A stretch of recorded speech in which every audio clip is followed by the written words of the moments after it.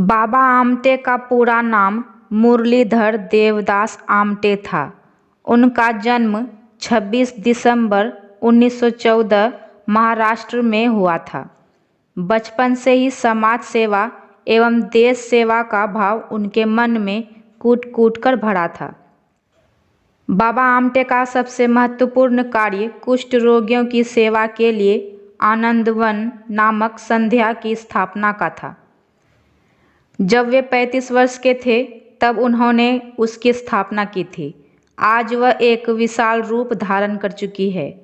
आनंदवन के साथ ही उन्होंने एक अंध विद्यालय की स्थापना भी की। गरीब बेसहारा बच्चों को आत्मनिर्भर बनाने हेतु उन्होंने गोकुल नामक संस्थान का गठन व संचालन किया।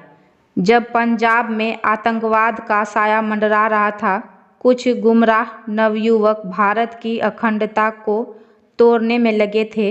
गांव और शहरों में निहत्थे निर्दोष नागरिकों की हत्याएं कर रहे थे, जहां बच्चे, बूढ़े और विधवा आंसू भरे दिन गुजार रहे थे। भटके हुए पंजाबी नवयुवक पाकिस्तान जैसे शत्रु के साथ मिलकर न केवल आतंकवाद को बढ़ावा दे रहे थे, वरन पंजाब को खालिस्तान बनाने में लगे हुए थे। आतंकवाद के साए तले निर्दोष नागरिकों की हत्याओं का सिलसिला थमने का नाम नहीं ले रहा था। ऐसा लग रहा था जैसे देश को कुछ गुमराह लोग तोड़ने में लगे हैं।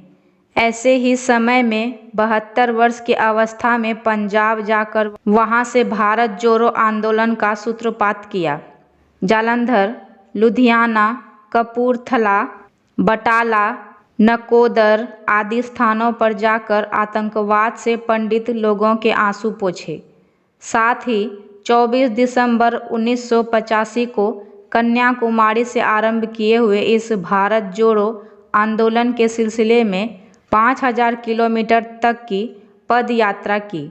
राष्ट्रीय एकता एवं भावनात्मक जागरण का संदेश देने हेतु प्रत्येक राज्य से 4 युवक और युवतियों को लेकर इस अभियान में जुट पड़े। उनकी इस यात्रा का भारत अमर रहे, सारा देश एक हो का प्रेरणादायक नारा उसका संबल था। राष्ट्रद्रोहियों और समाजद्रोहियों के लिए उनका यह संकल्प भारत जैसे धर्मनिरपेक्ष राष्ट्र के लिए अत्यंत आवश्यक था। इस आंदोलन के दौरान उनकी रीढ़ की हड्डी टूटने पर भी 72 वर्षीय बाबा आमटे ने पूर्व जैसा जोश बनाए रखा। उनकी पत्नी साधना आमटे सदा उनके सेवा कार्यों में साथ रहीं। इस आंदोलन में अपाहिज लोगों ने भी बाबा आमटे को अपना सहयोग दिया। बाबा आमटे मनुष्य की सुंदरता उसके कार्यों में देखते थे।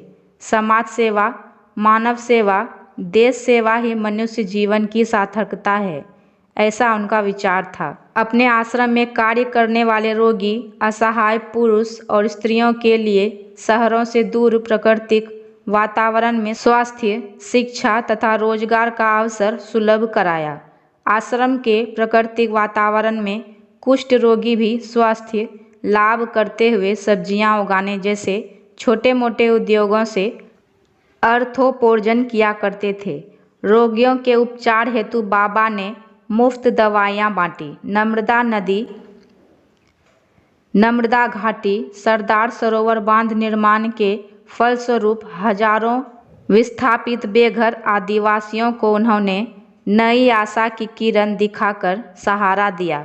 अपने मानवतावादी कार्यों के लिए 1971 में पद्मश्री, 1978 में पद्म भूषण, 1986 में पद्म विभूषण और 1988 में रेमन मैग्सेस जैसे सम्मान से विभूषित बाबा आमटे का नाम सामाजिक कार्यकर्ता, कुष्ठ रोगियों के मसीहा, भारत जोड़ो आंदोलन के सूत्रधार, विस्थापित लोगों के पुनर्वास से जुड़ा हुआ है। वे सही अर्थों में सच्चे मानव कहलाने के अधिकारी हैं। 10 फरवरी 2008 में उनका देहावसान हो गया। मैं हूँ सुगंधा और मेरे चैनल का नाम है सुगंधा ज्ञान सुगंध। मेरा वीडियो अगर आपको अच्छा लगे तो लाइक करें, कमेंट करें और मेरे चैनल को सब्सक्राइब करना ना भूलें। धन्यवाद।